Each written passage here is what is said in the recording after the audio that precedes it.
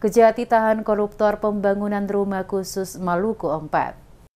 Kejaksaan Tinggi Maluku menahan AP dan DS tersangka kasus tindak pidana korupsi pekerjaan pembangunan rumah khusus tahun anggaran 2016.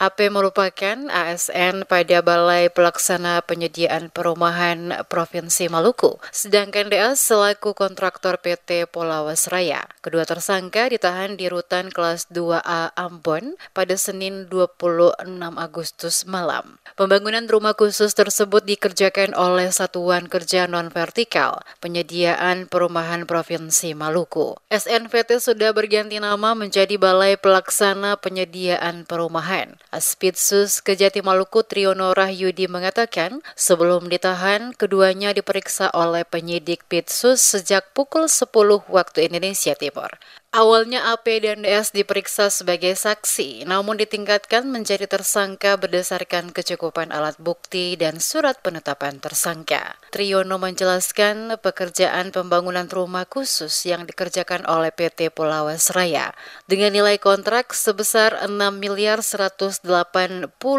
juta rupiah untuk pembangunan rumah khusus pada 4 desa di Kabupaten Seram bagian Barat dan 2 desa di Kabupaten Maluku Tengah. Dari masing-masing desa tersebut dibangun 2 kopel, 4 rumah tipe 45, sehingga jumlah total untuk 6 desa sebanyak 12 kopel. Tujuan pembangunan rumah khusus Maluku 4 tersebut untuk ditempati anggota TNI Polri pada desa yang sering berkonflik di Kabupaten SBB dan Kabupaten Maluku Tengah. Disebutkan berdasarkan hasil perhitungan Inspektorat Provinsi Maluku, perbuatan kedua tersangka mengakibatkan kerugian negara sebesar Rp2.804.700.000.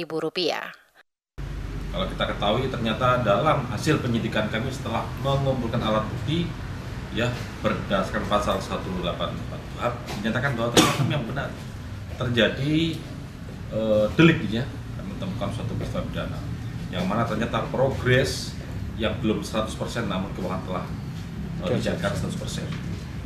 Ini pasti di dalamnya ada manipulasi, baik mulai progres tahapan maupun juga bagaimana mekanisme pencairannya, dan uangnya akhirnya dipindah ke rekening pribadi. Ya.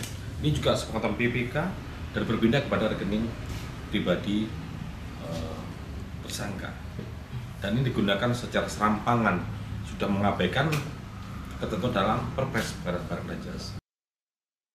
Selanjutnya, sesuai hasil pertimbangan penyidik serta alat bukti pendukung lainnya, Kejati melakukan upaya paksa penahanan di Rumah Tahanan Negara kelas 2A Ambon selama 20 hari ke depan, terhitung sejak tanggal 26 Agustus 2024 sampai dengan 14 September 2024. Para tersangka dijerat Primer Pasal 2 Ayat 1 Junto Pasal 18 Ayat 1, 2, dan 3 Undang-Undang Nomor 31 Tahun 1999 tentang Pemberantasan Tindak Pidana Korupsi, sebagaimana telah diubah dan ditambah dengan Undang-Undang Nomor 20 Tahun 2001 tentang perubahan atas Undang-Undang Nomor 31 Tahun 1999 tentang Pemberantasan Tindak Pidana Korupsi Junto Pasal 55 Ayat 1 ke 1 KUHP Pidana. Dan subsidiar Pasal 3 Junto Pasal 18 Ayat 1, 2, dan 3 Undang-Undang Nomor 31 Tahun 1999 tentang Pemberantasan Tindak Pidana Korupsi sebagaimana diubah dan ditambah dengan Undang-Undang Nomor 20 Tahun 2001 tentang perubahan atas Undang-Undang Nomor 31 Tahun 1999 tentang Pemberantasan Tindak Pidana Korupsi Junto Pasal 55 Ayat 1 ke 1 KUH Pidana.